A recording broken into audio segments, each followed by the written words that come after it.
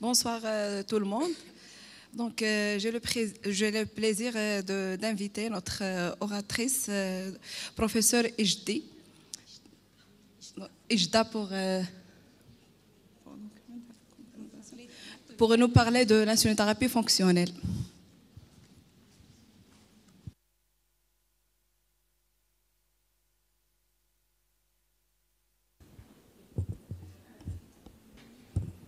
Bonjour tout le monde. Alors tout d'abord, je tiens à remercier le bureau de l'ASMEDIAN de m'avoir invité pour traiter avec vous l'insulinothérapie fonctionnelle à travers certains concepts clés et donc on fait des cas qui seront pratiques. Alors, si vous le permettez, on va se fixer des objectifs. Donc, on va devoir, à l'issue de cette séance, rappeler donc, la différence entre les rôles des insulines basales et prandiales, identifier les principaux objectifs de l'insulinothérapie fonctionnelle, reconnaître les principes de l'IF, maîtriser les modalités pratiques de l'IF et puis, donc, savoir implémenter cet IF dans notre pratique courante. Alors, pour cela, donc certainement, parmi l'audience, il y a des personnes qui connaissent parfaitement l'IF, il y en a d'autres qui connaissent moyennement l'IF, et puis donc on fait d'autres qui connaissent moins bien. Alors pour pouvoir se statuer, donc et statuer l'état des lieux, on va procéder par un quiz.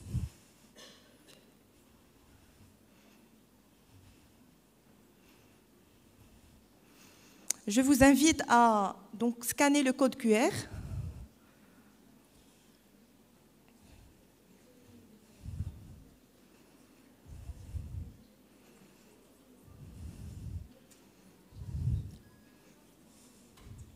Donc c'est bon, on peut commencer.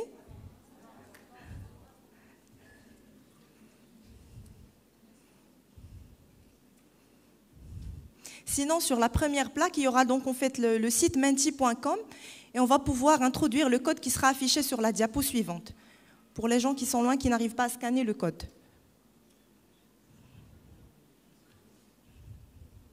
Est-ce que je peux commencer ?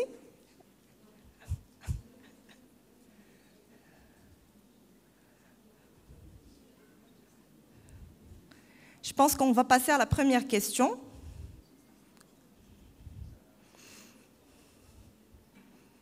Alors, quels sont les rôles des insulines basales? Elles normalisent la glycémie, elles contrôlent la distribution du glucose par le foie, elles permettent de faire des stocks de glucose, elles stabilisent la glycémie.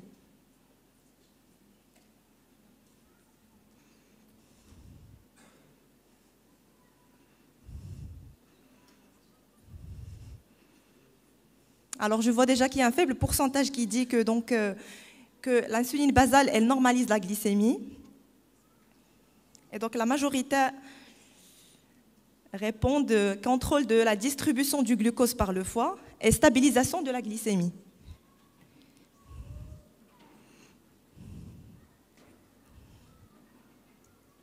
Donc, pour les réponses justes, oui.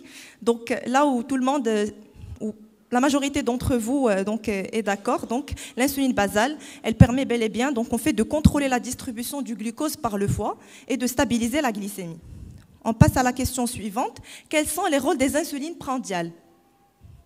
Est-ce qu'elles permettent de couvrir les besoins vitaux sur 24 heures? Elles permettent de stocker le glucose du repas dans le foie.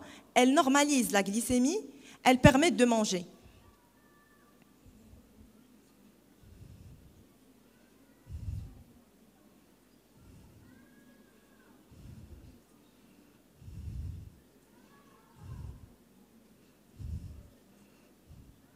Oui, ce sont les 3 réponses justes. Alors, si le patient pratique l'insulinothérapie fonctionnelle, est-ce qu'il doit continuer à manger à heure fixe?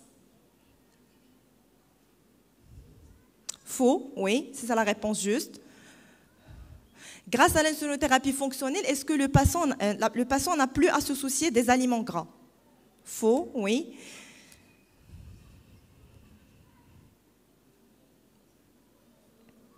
Alors, quel est l'impact principal de l'insulinothérapie fonctionnelle sur la gestion des hypoglycémies? Est-ce qu'elle permet de réduire la fréquence des hypoglycémies? Elle augmente la survenue des hypoglycémies en raison d'un contrôle glycémique trop strict? Elle élimine complètement le risque d'hypoglycémie chez les patients diabétiques? Donc on est tous d'accord que ça permet de réduire la fréquence des hypoglycémies.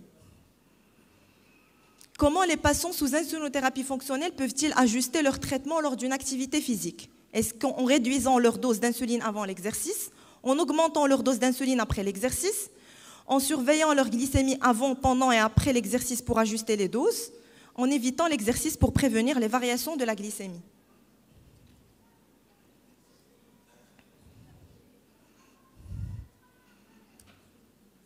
Oui, donc en fait, tout le monde est d'accord pour ces deux réponses. Alors, je pense que c'est la dernière question. Quels sont les principaux bénéfices d'insulinothérapie fonctionnelle par rapport à l'insulinothérapie conventionnelle? Une flexibilité dans la gestion des doses d'insuline en fonction des repas et de l'activité physique, une diminution des coûts des médicaments, la réduction des besoins totaux en insuline. Donc, c'est plutôt une flexibilité dans la gestion des doses d'insuline en fonction des repas et de l'activité physique. Donc maintenant, on va revenir donc à la partie théorique.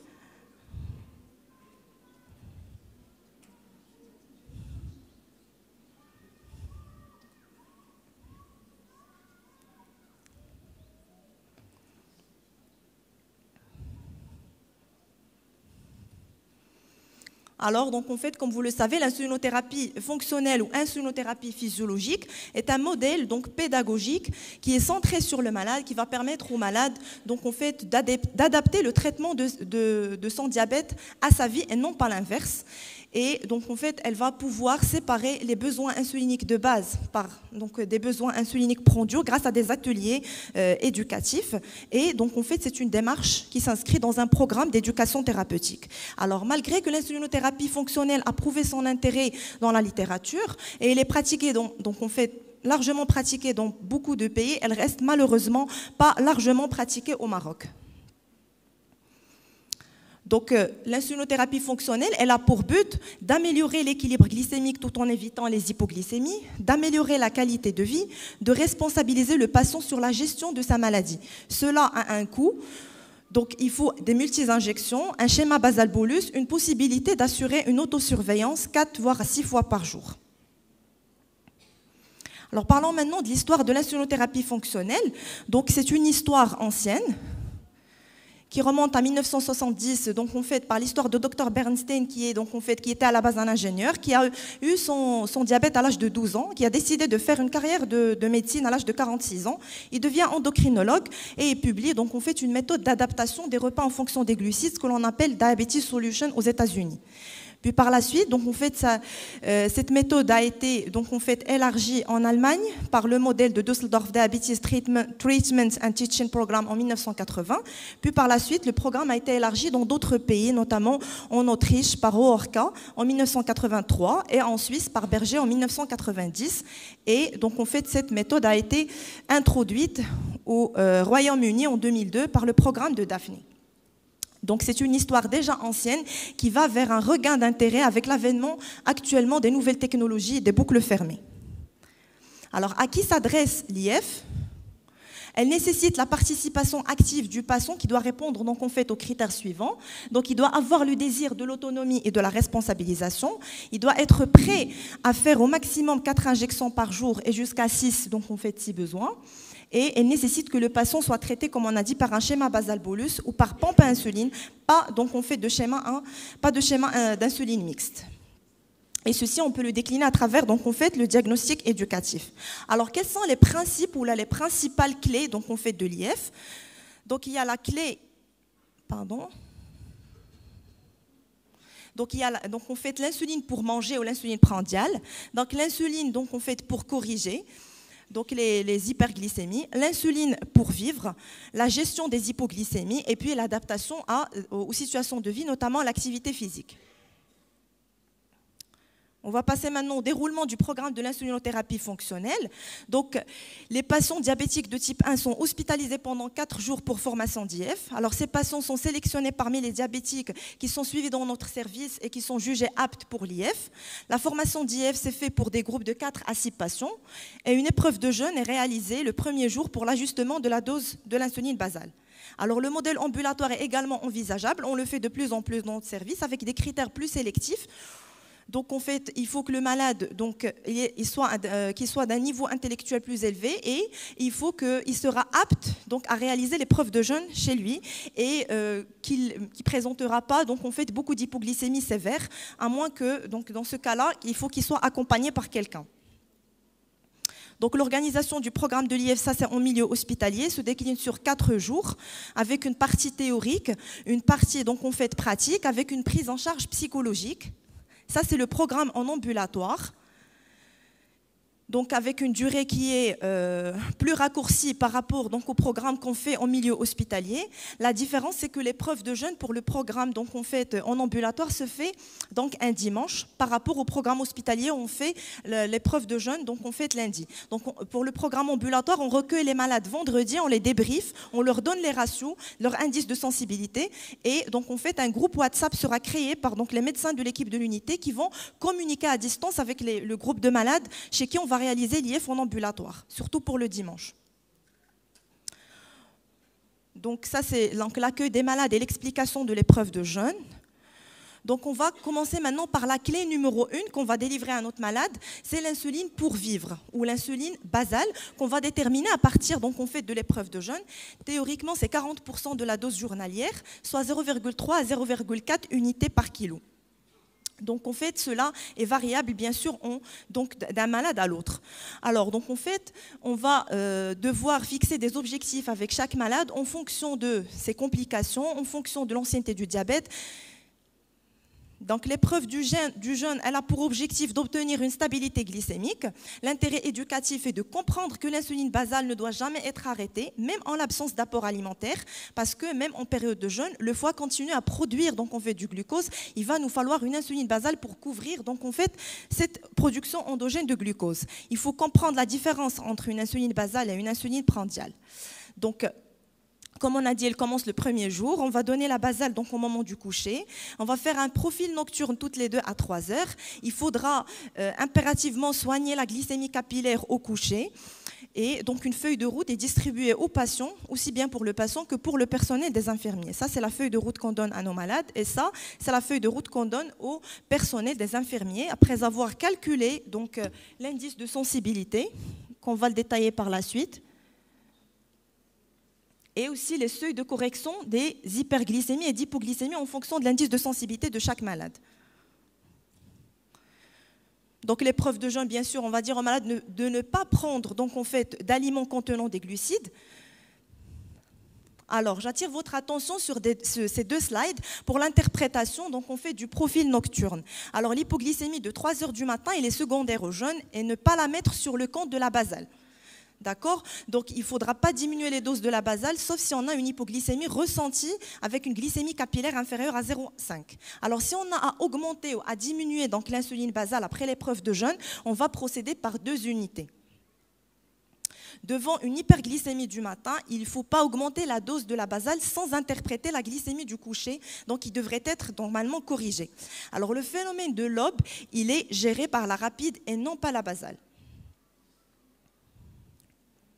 Donc, cette courbe va schématiser un peu ce qu'on vient de dire.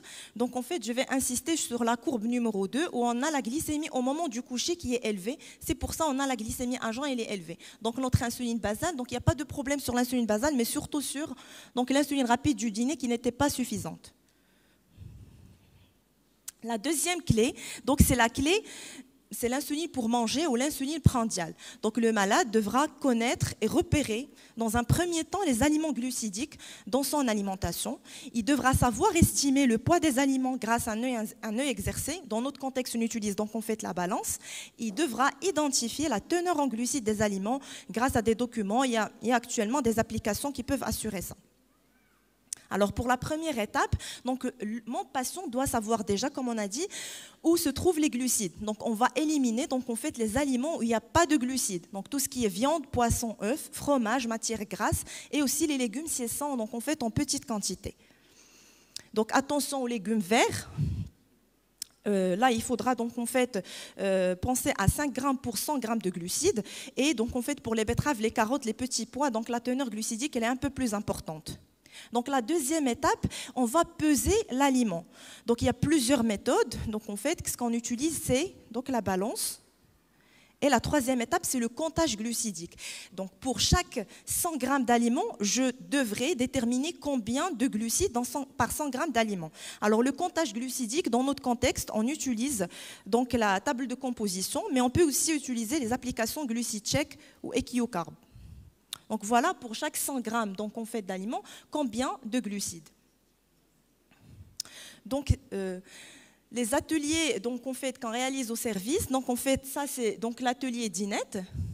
Je suis avec ma collègue Dr Ilham en période de mon résidana. Et là, c'est les ateliers donc en fait de comptage glucidique.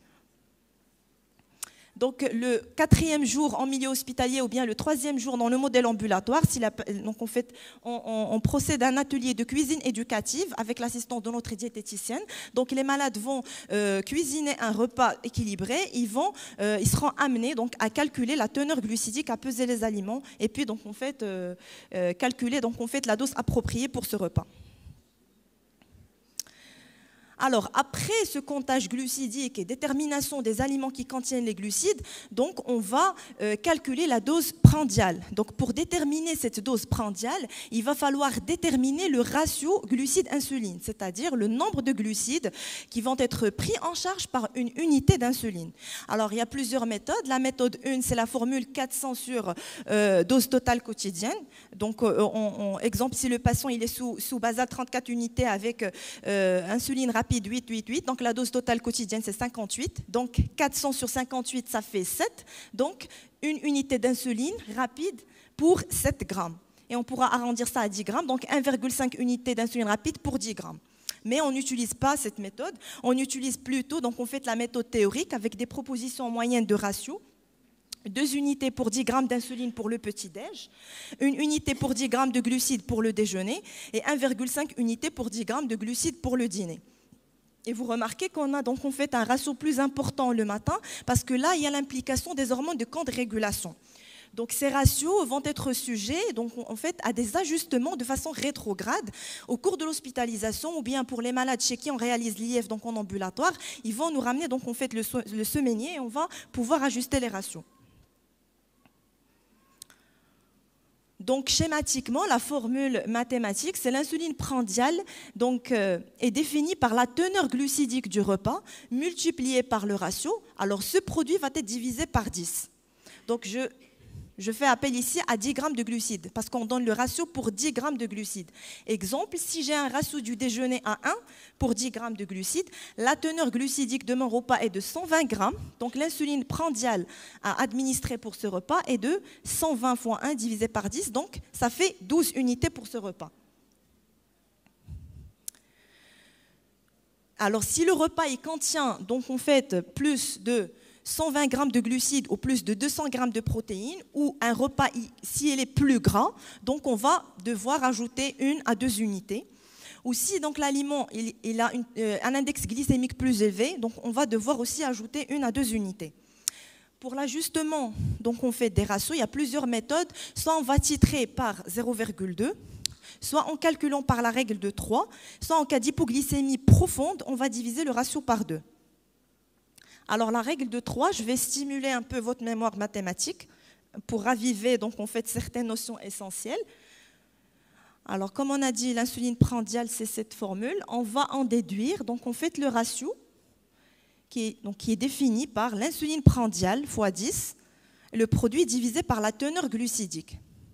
Alors si je vais corriger mon ratio en cas d'hypoglycémie, qu'est-ce que ça sous-entend ? En cas d'hypoglycémie, ça sous-entend que mon ratio il est plus élevé. Donc en fait, pour le ratio, je vais devoir le diminuer.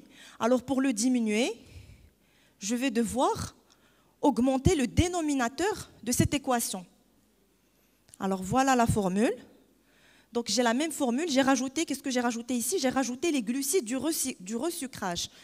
Donc sur mon semainier, je vais prendre donc l'insuline prandiale multipliée, je vais prendre donc en fait la quantité de glucides par laquelle mon patient s'est resucré, je vais la rajouter sur la teneur glucidique du repas, suite auquel il y a eu une hypoglycémie postprandiale. Et donc en fait, je vais calculer le nouveau ratio qui va se revoir à la baisse. Le cas contraire, donc en fait en cas d'hyperglycémie, ça veut dire que mon ratio il est plus bas pour ce repas. Donc, il va falloir l'augmenter en augmentant cette fois-ci le numérateur. Donc, voilà la formule. Donc, en fait, je vais mettre l'insuline prandiale. Je vais rajouter l'insuline qui a été utilisée pour la correction, le produit multiplié par 10 et divisé, donc en fait, par la teneur glucidique. Alors, je dirais un petit mot sur l'index glycémique. Lorsqu'un repas il est composé avec des protéines, des lipides et des fibres, en plus des glucides, la montée, donc en fait la courbe verte, elle se fait de façon plus douce par rapport à un repas où il y a la teneur glucidique. Donc en fait, l'index glycémique il est plus élevé. Aussi, la texture et la cuisson de l'aliment, elles jouent un rôle important.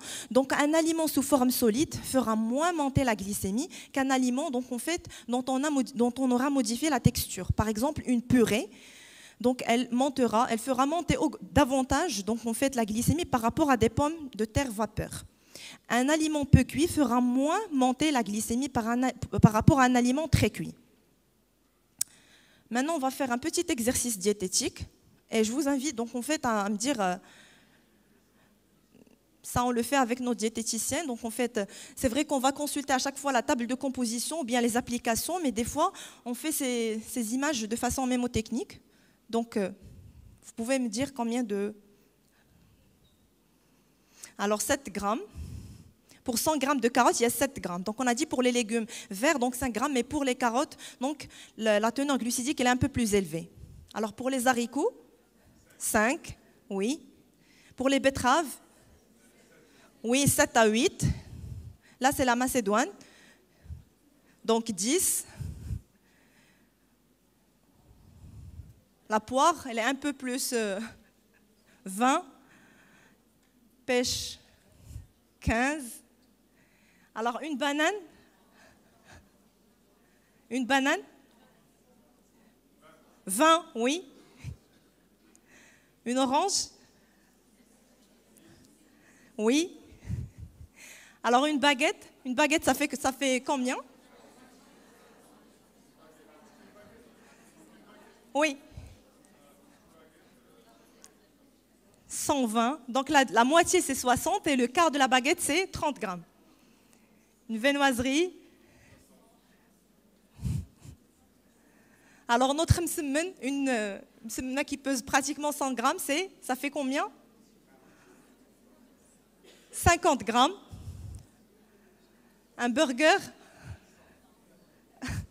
juste 30 grammes, un burger mini. Donc figurez-vous que notre msemen, il a une teneur glucidique donc en fait plus élevée que le burger. 35. 5, et je passe rapidement, donc on fait 20. Alors attention à l'alcool, donc en fait, il y a plus de risque d'hypoglycémie parce que ça bloque donc en fait la production donc en fait de glucose par le foie. Et donc en fait, certains alcools peuvent augmenter la glycémie, donc comme la bière, mais donc en fait, il faut faire attention. Il ne faut pas compter les glucides de l'alcool, mais surtout compter ceux des softs pour les cocktails. Certains repères simples. Donc, sur cette pyramide, plus le sommet s'amincit, plus la teneur glucidique est basse. Donc, on fait la base là où il y a donc, on fait les produits avec une teneur glucidique plus importante. On va passer maintenant à la troisième clé qui est l'insuline pour corriger. Donc, qui dit correction dit hyperglycémie. Et hyperglycémie, c'est donc en fait, elle va aggraver le déséquilibre de notre patient. Donc, il faudra corriger toute hyperglycémie, que ce soit avant le repas ou 3 heures après le repas, si elle est loin des objectifs qui seront définis avec chaque patient. Alors, les paramètres auxquels va dépendre cette dose de correction sont l'indice ou le coefficient de sensibilité, l'objectif glycémique personnalisé avec le patient, l'insuline active. Alors si j'ai une hyperglycémie à 2,5 g à 1 heure d'un repas, ça veut dire que donc il y a toujours de l'insuline active qui va agir. Donc je dois faire attention à cette dose de correction que j'ai corrigée. Aussi, il faudra tenir compte de la période du repas et de l'activité physique. Donc, on va devoir faire des corrections plus importantes au cours du repas, avec des corrections plus faibles à distance du repas ou en activité physique. Pour les patients qui ont la chance donc, en fait, d'avoir un CGM, il faudra faire attention à la flèche de tendance. Alors, si j'ai une glycémie à 2 grammes avec une flèche de tendance vers le bas, donc peut-être que mon patient va faire une hypoglycémie, donc je dois être attentif par rapport donc, à la correction. Donc, l'indice de sensibilité ou le coefficient donc, en fait, de sensibilité, on va l'estimer aussi par une formule théorique, c'est la règle des 18. Donc, 18 sur la dose totale d'insuline quotidienne. Donc, exemple, si le patient il est sous 28 unités de glargine avec 24 unités de rapide, donc 18 sur 28 plus 24 égale 52. Donc, j'aurai comme résultat 0,35. Qu'est-ce que ça veut dire 0,35? Ça veut dire que chaque unité d'insuline va faire baisser ma glycémie de 0,35 grammes par litre. Et donc, en fait, à partir de cet indice de sensibilité, donc on va catégoriser donc, en fait, les patients qui auront une insulinesensibilité forte ou basse en fonction de l'indice de sensibilité. Donc, on revient ici sur donc, la formule mathématique. Alors, pour corriger, la dose de l'insuline de correction est définie par la glycémie à corriger, qu'on va soustraire donc en fait de l'objectif glycémique qu'on a fixé avec notre malade. Généralement, c'est 1,2 si on a un patient d'T1 jeune sans complications. Et donc, le résultat va être divisé par l'indice de sensibilité du patient. Par exemple, si on a la glycémie avant le déjeuner à 2,2, avec l'indice de sensibilité du patient à 0,5, donc l'insuline de correction c'est 2,2, moins l'objectif qu'on a fixé avec le malade 1,2, divisé par 0,5, donc ça va donner 2 unités. Donc l'indice de sensibilité, la dose de correction donc, en fait, de ce patient c'est 2 unités. Maintenant, on passe à une clé très importante qu'on est dans l'obligation donc, en fait, de délivrer à notre malade parce que donc, en fait, nos patients diabétiques de type 1, ils ont toujours peur et ils ont une phobie contre donc, en fait, les hypoglycémies qui peuvent être graves, qui peuvent être épileptogènes, comatogènes et donc on va devoir leur expliquer donc, en fait, cette technique de resucrage. Alors on recommande si on a une hypoglycémie non sévère, moins de 0,7, 15 grammes de glucides, de préférence sous forme de 3 morceaux qu'on va devoir renouveler 15 minutes plus tard. Donc, il faut adapter toujours la quantité de resucrage en fonction donc, en fait, de l'insuline active, comme on l'a bien expliqué auparavant. Et puis, donc, prévenir. Donc, cette insuline active, qu'est-ce que ça veut dire? Si à 1 heure ou à 2 heures, donc, on fait du repas, donc, en fait, mon patient fait une hypoglycémie. Donc, je vais corriger par 15 grammes, mais il y a toujours l'effet de l'insuline active. Donc, je vais devoir peut-être augmenter et majorer donc, en fait, cette quantité de glucides. Il faudra prévenir et anticiper sur l'hypoglycémie en tenant compte des flèches de tendance. Si on a une flèche donc, en fait, qui est abaissée, on va devoir donc, en fait, corriger l'hypoglycémie. Alors, la dernière clé, c'est l'activité physique. Donc, l'activité physique, elle renforce donc, en fait, le fonctionnement cardiaque avec une meilleure oxydation de glucose et une meilleure captation de glucose par le muscle. Et qui dit activité physique dit amélioration de l'insulinosensibilité et diminution des besoins en insuline. Donc ça aussi, c'est en fonction de l'appréciation de chaque malade. Ce qu'il faudra retenir, c'est que toute activité physique doit être programmée avec nos malades pour éviter les hypoglycémies et pour donc, en fait, ajuster donc, les doses d'insuline. Alors, ce qui est recommandé, c'est de pratiquer l'activité physique 3 heures à distance, donc en fait d'un repas, ou le matin à jeun, et donc prendre une petite collation de 15 grammes juste avant l'effort, surtout si la glycémie est inférieure à 1,25. Alors, si mon activité physique va se placer dans les 3 heures ou avant les 3 heures, donc en fait, je vais devoir diminuer donc en fait la dose d'insuline du repas précédent par 25 à 75%. Et des fois, on est amené à réduire donc en fait, la dose du repas suivant de 20%, car l'activité physique augmente la sensibilité d'insuline jusqu'à 12 heures, donc suivant l'activité physique. Alors au total de cette première partie, le patient, pour mieux gérer son diabète, il doit connaître sa dose d'insuline basale, connaître ses besoins prandiaux pour manger, donc on va devoir lui donner les ratios, évaluer facilement la quantité de glucides d'un repas, maîtriser son resucrage pour corriger une hypoglycémie, connaître sa sensibilité à l'insuline, donc une unité d'insuline va faire baisser sa glycémie de combien de grammes par litre, connaître ses objectifs glycémiques et d'HbA1c, savoir interpréter une glycémie anormale et la corriger. Donc sans trop tarder, comment réussir l'IF? Il faut d'abord être convaincu pour convaincre donc, en fait, mon malade. Je vais dire quelques mots sur l'IF et la pompe. Donc on sait très bien que la pompe, elle vise à reproduire au plus près donc l'insulinosécrétion physiologique du pancréas avec une plus grande flexibilité que l'insulinothérapie fonctionnelle. Donc on va pouvoir adapter donc le débit de base qu'on déduit de l'insulinothérapie fonctionnelle. Si on a donc en fait une insuline basale bien titrée par l'épreuve de jeûne, on va devoir donner à notre malade un débit de base correct. Quand la supériorité maintenant de la pompe par rapport à l'IF, c'est qu'on peut diviser donc en fait notre débit de base en plusieurs débits. Par exemple, ici, on a un débit plus important pour couvrir le phénomène de Loeb. Aussi, donc les diabétiques traités par pompe à insuline peuvent utiliser l'option assistant bolus qui permet le calcul de la dose d'insuline prandiale. Et donc, toujours ce calcul se fait à partir des ratios qu'on a personnalisés et ajustés avec notre malade en atelier d'insulinothérapie fonctionnelle. L'ajout d'une dose d'insuline de correction en cas de glycémie préprandiale au-dessus de l'objectif est également proposé, en introduisant l'indice de sensibilité aussi sur les paramètres de la pompe. Et donc, c'est pour dire que l'insulinothérapie fonctionnelle, elle revêt une place très utile, voire même obligatoire, avant l'installation de la pompe. Alors, IF et DT2, est-ce qu'il y a un intérêt ou un risque? Oui, pour les diabètes de type 2 insulino-récurrents, mais il faut faire attention à la dérive calorique. Là, sur une étude rétrospective qui a colligé 46 patients, la durée entre T0 et T1 est de 15 mois.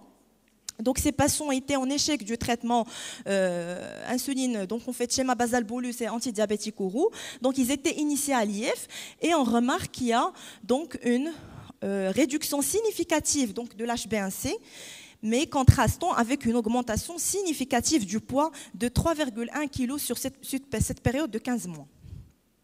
Maintenant, passons aux choses sérieuses. Donc, on va commencer par le premier cas clinique. Donc, il s'agit de Oumeima, qui est âgée de 20 ans, diabétique de type 1 depuis 4 ans. Elle est étudiante en 3e année ENCG. Elle vit maintenant, donc, en fait, loin des foyers des parents. Elle vit seule. Alors, elle a une thyroïdite auto-immune. Pour son traitement, elle est traitée par Glargine U100 20 unités, avec analogue rapide 10 unités 10-12. Elle pratique de l'autosurveillance glycémique capillaire moyennement. Elle a un équilibre glycémique difficile depuis plusieurs années avec une HbA1c autour de 10.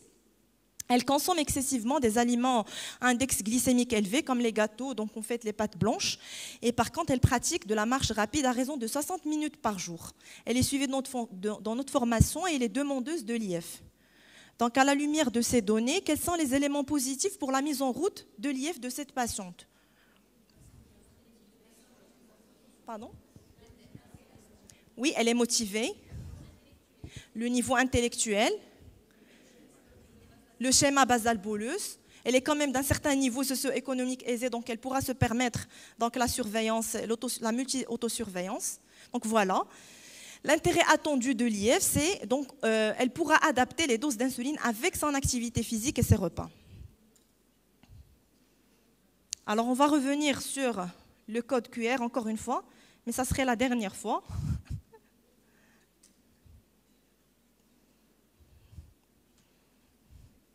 Je ne sais pas si vous avez encore... vous pouvez encore une fois scanner le code.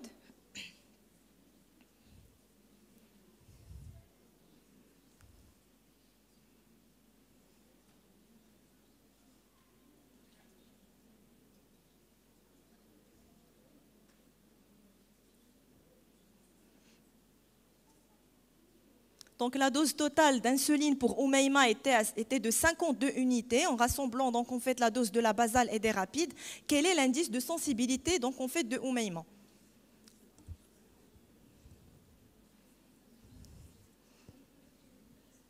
Donc il est fascinant de voir donc en fait que tout le monde a répondu donc de façon juste. C'est effectivement 0,34.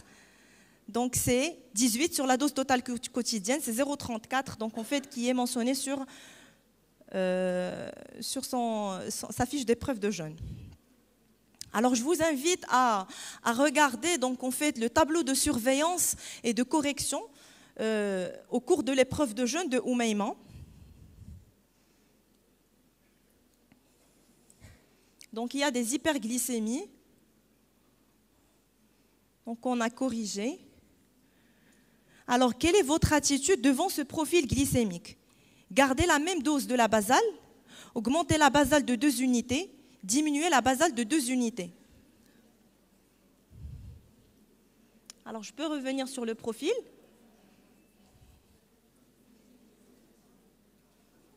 Donc, je vois que la majorité ont répondu augmenter la basale de 2 unités. Oui. En fait, si vous remarquez, le moment où il y a eu l'hyperglycémie, c'était une hyperglycémie post-dîner. Donc, on a corrigé, mais ça s'est décliné sur toute la nuit. Donc, ce n'était pas un problème de basale, mais plutôt, donc, en fait, un problème de rapide du dîner. Donc, dans ce cas-là, il fallait garder la même dose de la basale. Alors, elle prend un déjeuner constitué d'un steak. Donc, combien de glucides? 0. 200 grammes de purée. Une demi-baguette. Enfin, un quart de... Voilà, un quart de baguette plutôt. Donc, un total de 70 grammes. La teneur glucidique de ce repas est de 70 grammes. Alors, le ratio du déjeuner de Oumaima était défini à 1,11. La glycémie avant le déjeuner était à 2 grammes. Donc, quelle est la dose de rapide appropriée à injecter pour ce repas?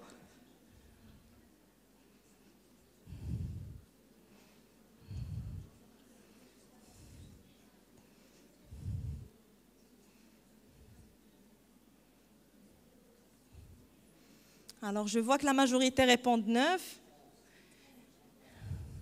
Il y en a qui disent 11. Ou c'est celle, vous l'avez calculé mentalement.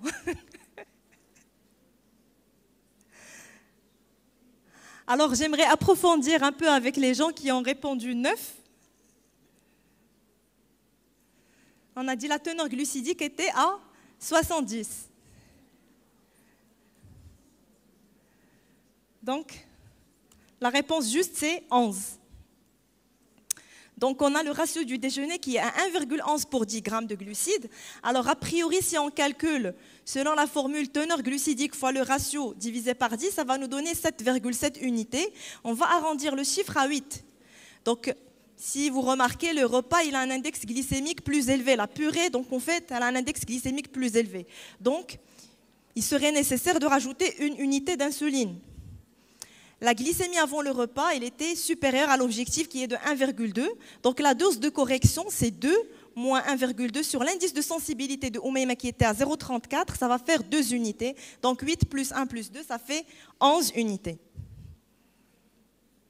Passons au dîner d'un autre jour. Je vous rassure que ce n'est pas le même jour. Alors, elle prend 150 grammes de poulet. Combien de glucides? Un demi-avocat. 0, 200 grammes de frites, 80, un fromage 0. Donc en fait, la totale, c'est 80 grammes. Alors le ratio du dîner est de 1,5. La glycémie pré-dîner est de 0,9. Et notez bien que Oumaima, elle pratique de la marche rapide 1 heure par jour en fin d'après-midi, soit avant le dîner. Donc, quelle est la dose à injecter pour ce repas? En prenant en considération tous ces paramètres.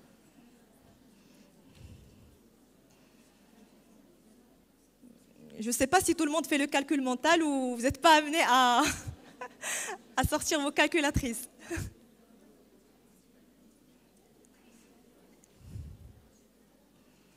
Donc la majorité ont répondu 11. Oui, c'est la réponse juste. Donc le bolus du dîner, donc en fait c'est 80 fois 1,5 sur 10, ça fait 12 unités. Donc le repas il est trop gras, donc il serait nécessaire de rajouter 2 insulines rapides. Et donc il va falloir diminuer 20%, donc en fait en raison de la marche avant le dîner. Donc sans activité physique, la dose prévue est de 14. Donc a priori la dose pour ce repas est de 11 unités. Donc on passe au deuxième cas clinique. Il s'agit de Nordine qui est âgé donc on fait de 17 ans, diabétique de type 1 depuis presque 29 ans, donc soit à l'âge de 9 ans, il est étudiant en première année de lycée. Donc pour son traitement, il reçoit la glargine U100 34 unités, avec la rapide humaine, donc en fait 12 unités le matin, 12 à midi et 12 le soir. Il n'assure aucune autosurveillance glycémique. Il a un équilibre glycémique précaire, une HbA1c autour de 12%. Donc il adore manger les fast-food, les burgers, les pizzas. Il ne fait aucune activité physique. Il était suivi initialement avec un médecin généraliste, puis dans notre consultation. Il a eu déjà une formation d'IF dans notre service, mais jamais pratiquée devant la faute de moyens. Il ne pouvait pas se procurer, même pas l'insuline basale. Actuellement, donc en fait, on a réussi donc à l'avoir sous schéma Glargine-Husson et il pourra s'acheter les bandelettes. Donc il fait plusieurs épisodes de cétose, il n'a pas de complications dégénératives. Donc les éléments positifs pour la mise en route de l'IF, donc le patient il est apte cette fois-ci pour la mise en route, il a la disponibilité des moyens et donc en fait on l'a persuadé pour commencer à l'activité physique avec une adaptation, donc on fait des doses d'insuline. Par rapport à cette activité et ses repas, il pourra manger donc en fait les fast-food et les glaces de façon occasionnelle. Donc la dose totale d'insuline est de 66 unités, donc maintenant on va le calculer rapidement, l'indice de sensibilité. Je vous ai donné la réponse. Donc voilà, 0,27. Donc 0,27, si vous remarquez, ici l'indice de sensibilité, il est de 0,27, il est plus bas par rapport à l'indice de sensibilité de Oumeima. Donc, mon patient, a priori, il est moins sensible à l'insuline par rapport à Oumeima. Donc chaque unité va me faire baisser uniquement ma glycémie de 0,27 g. Ça, c'est le tableau de surveillance de l'épreuve de jeûne. Je vous invite encore une fois à regarder attentivement. Donc, en fait, quelle est votre conduite à tenir devant ce profil glycémique? Corriger l'hyperglycémie et garder la même dose de la basale. Corriger l'hyperglycémie et augmenter la basale de 2 unités. Corriger l'hyperglycémie et augmenter la basale de 4 unités.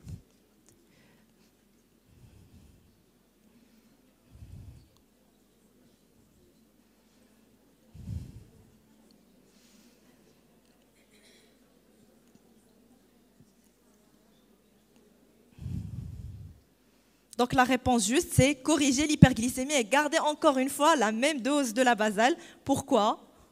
Pourquoi à votre avis? Donc c'est le phénomène de l'aube. Il y a plus de 50% de nos patients qui font un phénomène de l'aube, soit à l'occasion d'une hypoglycémie nocturne qui est passée inaperçue, ou alors donc par l'implication des hormones de camp de régulation et pour donc en fait se préparer au réveil. Alors donc en fait, on va devoir corriger donc cette hyperglycémie et ne pas toucher à la basale. Alors, ce patient, il a eu donc une insulinothérapie sur un modèle donc ambulatoire. On lui a donné donc en fait des ratios théoriques, 2 unités pour le petit-déj, 1 unité pour le déjeuner, 1,5 unité pour le dîner. Alors, il nous ramène 4 jours plus tard ce semainier. Alors, je vous invite à regarder le semainier et de soulever les problématiques.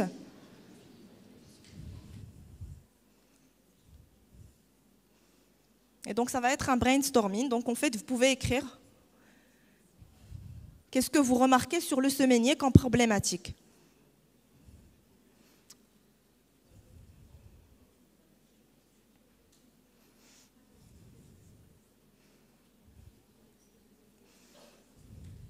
Vous pouvez écrire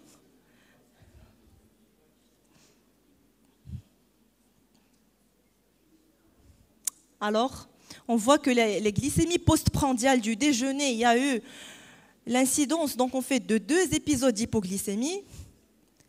Donc, ce qui veut dire que la dose du déjeuner était trop importante, donc mon ratio il est très élevé pour le déjeuner. Par contre, au niveau du dîner, on a assisté à des hyperglycémies postprandiales. Donc, en fait, la dose du dîner était insuffisante, donc mon ratio était bas. Donc, je vais devoir corriger ces ratios. Alors, quels seront les nouveaux ratios du déjeuner et du dîner?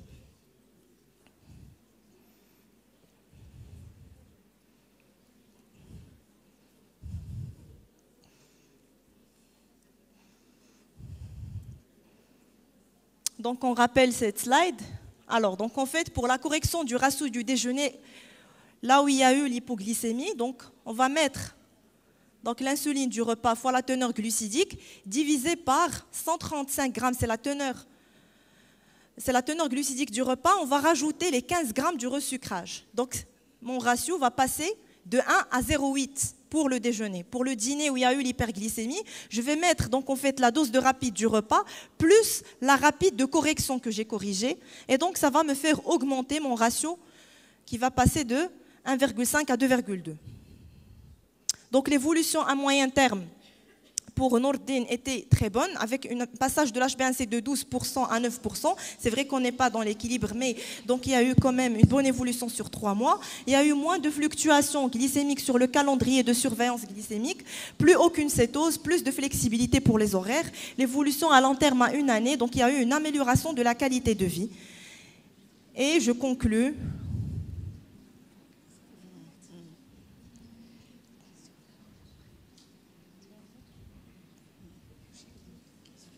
Alors l'IF, il faut savoir qu'il n'y a pas de protocole ou bien de kit d'éducation standardisé. Il n'y a pas un seul protocole. Donc il y a 1001 façons de faire et à proposer au cas par cas et à personnaliser pour chaque patient. De beaux jours devant soi, donc le patient va devoir changer de façon véritable son comportement vers un sentiment donc on fait d'autonomie. Donc c'est un modèle de prise de décision partagée. C'est vrai qu'on a stimulé notre mémoire mathématique, mais ce n'est pas un modèle arithmétique. C'est un modèle qui s'inscrit donc en fait dans une approche éducative structurée. Il faut une cohérence au sein de l'équipe soignante. Donc pratiquer l'IF est toujours de mise dans notre contexte devant la difficulté de s'approprier donc en fait les nouvelles technologies. Donc je vous invite à pratiquer de plus en plus l'IF. Et je vous remercie pour votre attention. Merci beaucoup, cher ami professeur Sarah Ijda du CHU de Marrakech pour cette brillante présentation et cet intéressant atelier. Et la parole est à la salle pour les questions. Donc micro au fond, s'il vous plaît. Je vous remercie pour votre excellente présentation. Ma question, c'est par rapport au delta glycémique. Si jamais on n'était pas devant une hypoglycémie, mais pourtant on a un delta glycémique qui est supérieur à 0,5. Comment on va corriger le ratio par la suite? Si on a une hyperglycémie? Pas une hypoglycémie, mais par exemple, on commence à 3 et en postprandial, on tombe à 1,5. Donc ici, le delta glycémique, elle est déjà à 2,5 voire 1,5, est-ce qu'on doit modifier le ratio ou on le garde le même? Alors si j'ai une glycémie préprandiale à 3 grammes et donc en fait et j'ai passé rapidement à 0,5, ça veut dire que mon ratio il est très élevé. Donc je vais devoir le diminuer dans ce cas-là. Donc en le diminuant, oui. On calcule juste ou juste on va baisser par 0,2. Donc est-ce qu'on pourra faire un calcul qui va être par la suite un calcul exact? Alors on va devoir ajuster le ratio et par la suite, si ce phénomène se répète à plusieurs reprises, ça veut dire que mon indice de sensibilité pour ce malade, il est plus élevé. Donc je vais devoir peut-être aussi diminuer l'indice de sensibilité de mon malade. D'accord, ok, merci. Une dernière question. Donc, oui. Merci beaucoup. Je remercie Dr Ijda pour sa brillante présentation. Mais je voudrais attirer votre attention. J'ai senti que vous maîtrisez parfaitement le processus. Mais je voudrais attirer votre attention sur le fait qu'aujourd'hui, l'épreuve de jeûne n'est plus nécessaire. Elle est contraignante d'ailleurs pour les patients. Et in fine, nous n'avons pas forcément les résultats en dehors de ce que vous avez présenté d'ailleurs par rapport aux 2 cas cliniques. Nous avons besoin des résultats des glycémies et de 20 heures, c'est-à-dire du dîner, et des glycémies à l'aube. Les 2 glycémies-là suffisent pour déterminer l'insuline basale. C'est ce que je voudrais ajouter. Merci. Merci.